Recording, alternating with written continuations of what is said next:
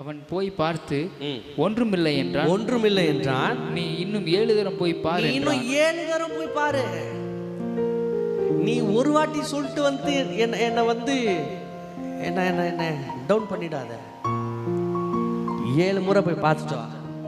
அதே மாதிரி அந்த வேலைக்காரன் 7 முறை 44வது வசனம் 7 தரம் 7ஆம் தரம் இவன் இதோ சமுத்திரத்திலிருந்து ஒரு மனுஷனுடைய உள்ளங்கை அத்தனை சிறிய மேகம் எழும்புகிறது என்றான். நல்லா கவனிங்க. இவரு ராஜா கிட்ட சொன்னது பெருமழை நிறைச்சல், ரைட்டா? ஆனா அந்த சமுத்திரத்தின் மேல மனுஷனுடைய கையளவு மேகம். கொஞ்சம் யோசித்து பாருங்க. பெருமழை நிறைச்சலுக்கு மனுஷன் உள்ளங்கை அளவு மேகம்.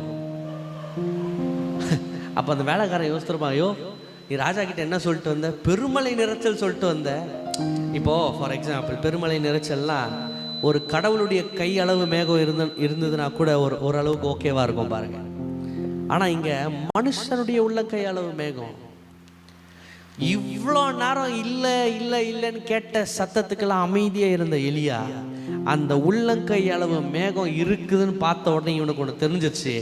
நான் சொன்ன அந்த பெருமழை நிறைச்சலுக்கு அந்த உள்ளங்கை மேகம் அது போதுமானது.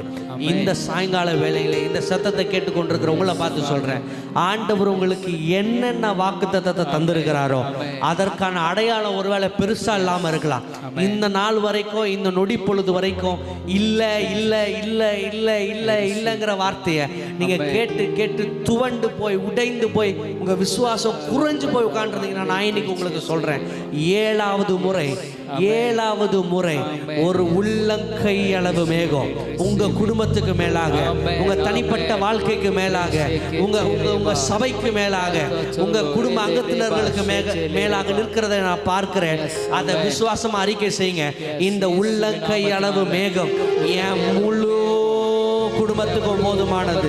இந்த உள்ளங்கை அளவு மேகம் என் முழு பிசினஸ்க்கும் போதுமானது. இந்த உள்ளங்கை அளவு மேகம் என்னுடைய முழு சபைக்கும் அது போதுமானது. ஆமென் ஆமென். இப்போ விசுவாசமா கம்பீரமா எழுந்து சொல்றாரு.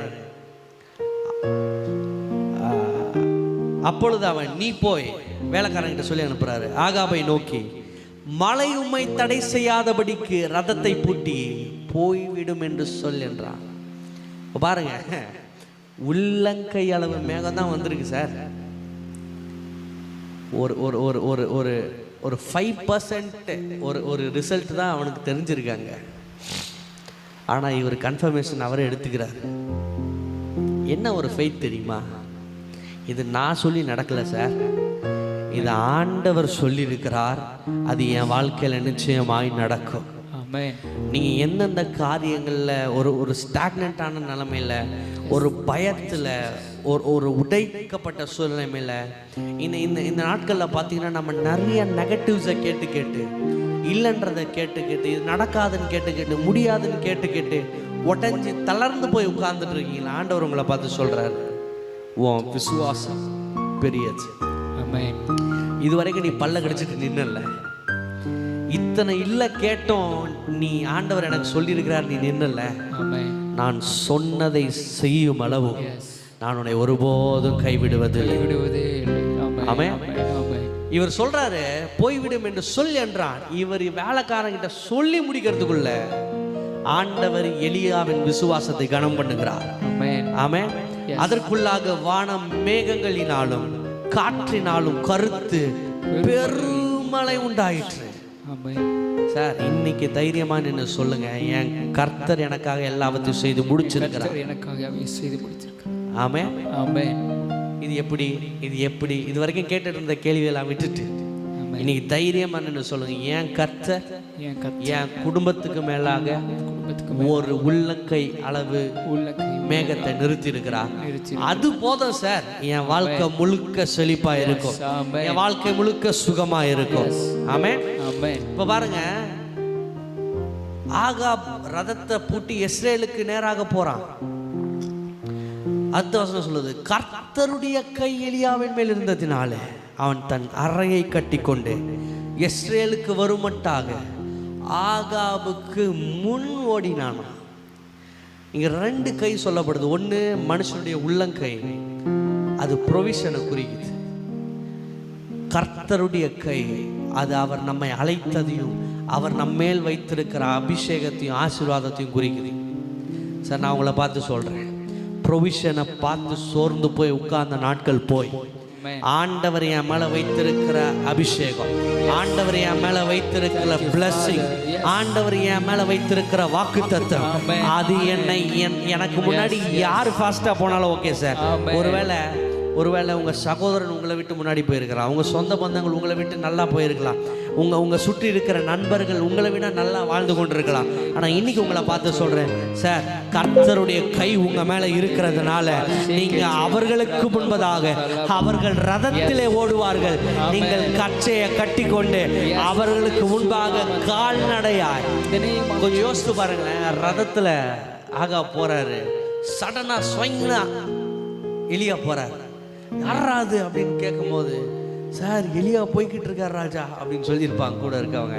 உங்களை பார்த்து சொல்கிறேன், கர்த்தருடைய கை உங்கள் மேலே இருக்குது, நீ எதற்கும் பயப்பட வேண்டாம். அவர் சொல்லும் போது அது எப்படி நடக்கும், எங்க நடக்கும், அதெல்லாம் தெரியவே தெரியாது சார். ஆனா கண்மூடித்தனமா நின்று சொல்லுங்க, என் கர்த்தர் எனக்காக யாவையும் செய்து முடிப்பார், அவர் எனக்காக எல்லாவற்றையும் செய்து முடிப்பார். ஏன் பலத்தினால அல்ல, ஏன் பராக்கிரமத்தினால அல்ல, அவருடைய ஆவியினால எல்லாம் ஆகும்னு விசுவாசிக்கிறவங்க கொஞ்சம் வாயை திறந்து அந்நிய பாஷைகளை பேசி சொல்லுங்க. அவர் எனக்காக எல்லாவற்றையும் செய்ய வல்லவர். ஆமென். அவர் உங்களுக்காக எல்லாவற்றையும் செய்ய வல்லவராய். அவர் எல்லாவற்றையும் செய்கிறது. அப்படியே கண்களை மூடி கையை உயர்த்தி சொல்லுங்க. அவர் ஒரு வார்த்தை சொல்லிட்டார்னா, அது என்னைக்கும் மாறாது, அது என்னைக்குமே மாறாது. அவர் உண்மையுள்ள தேவன், அவர் உண்மையுள்ள தேவன், அவர் உண்மையுள்ள தேவன், அவர் உண்மையுள்ள தேவன். ஓ இயேசுவே,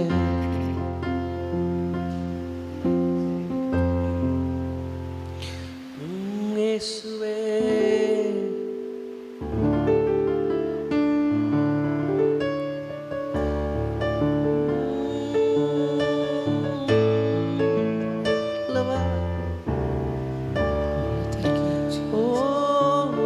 சொல்லும் போது எப்படி நடக்கும்னு யாருக்கும் தெரியாது, அவர் செய்த பின்பு எப்படி நடந்தது எவருக்கும் புரியாது. அவர் சொல்லும் போது எப்படி நடக்கும்னு யாருக்கும் தெரியாது, அவர் செய்த பின்பு எப்படி நடந்தது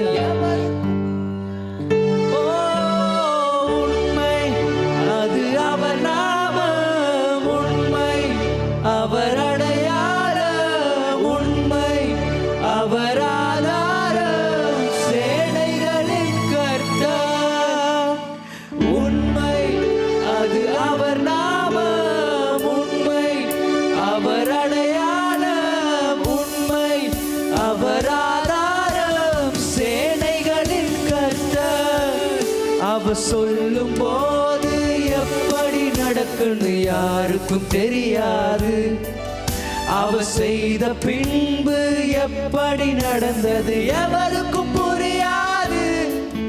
அவர் சொல்லும் போது எப்படி நடக்குன்னு யாருக்கும் தெரியாது. விசுவாசமா அவர் செய்த பின்பு எப்படி நடந்தது எவருக்கும் புரியாது. கையை உயர்த்தி, உண்மை அது அவர் நாமம், உண்மை அவர் அடையாளம், உண்மை அவர் ஆதாரம், சேனைகளின் கர்த்தர். உண்மை அது அவர் நாமம், உண்மை அவர் அடையாளம், உண்மை அவர் ஆதாரம், சேனைகளின் கர்த்தர். சேனைகளின் கர்த்தர் அவரது நாமம், உண்மையுள்ளவர் என்பது அவர் அடையாளம். சொல்லுங்க, சேனைகளின் கர்த்தர் அவரது நாமம், உண்மையுள்ளவர், உண்மையுள்ளவர் என்பது அவர் அடையாளம். அவர் சொல்லும்போது எப்படி நடக்கும்னு யாருக்கும் தெரியாது.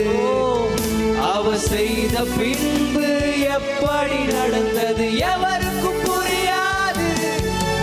அவர் சொல்லும்போது எப்படி நடக்கும்னு யாருக்கும் தெரியாது. அவர் செய்த பின்பு எப்படி நடந்தது எவருக்கும் புரியாது.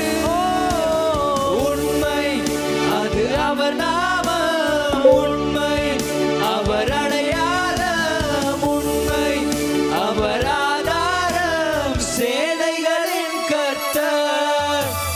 உண்மை அது அவர் நாமம், உண்மை அவர் அடையாளம், உண்மை அவர் ஆதாரம், சேனைகளின் கர்த்தர். அவர் சொல்லும்போது எப்படி நடக்கும் யாருக்கும் தெரியாது. அவர் செய்த பின்பு எப்படி நடந்தது எவருக்கும் புரியாது. உங்களுக்கே புரியாத அளவுக்கு இது எப்படி நடந்தது, எங்க இருந்து நடந்ததுன்னு நீங்க ஆச்சரியப்படத்தக்க அளவுக்கு கர்த்தர் உங்களை உயர்த்த வல்லமையுள்ளவராய் இருக்கிறார். விசுவாசமா இருங்க, தைரியமா இருங்க. இந்த சத்தத்தை கேட்டுக்கொண்டிருக்கிற ஒவ்வொருவருமே ஒரு உள்ளங்கையளவு மேகம், அதுவே உங்களுக்கு அடையாளமாய் இருக்கும், அதுவே உங்களுக்கு ஆச்சரியமாய் இருக்கும். சேர்ந்து சாட்சிகளாய் நின்று சொல்லுவோம், என் கர்த்தர் அவர் உண்மையுள்ளவர், அவர் வாக்கு மாறாதவர், அவர் பொய் உரையாதவர், அவர் சொன்னதை அவர் செய்து முடித்தார் என்ற சாட்சியோட எல்லாரையும் சந்திக்கிறேன். ஆண்டவர் உங்களை ஆசீர்வதிப்பார்.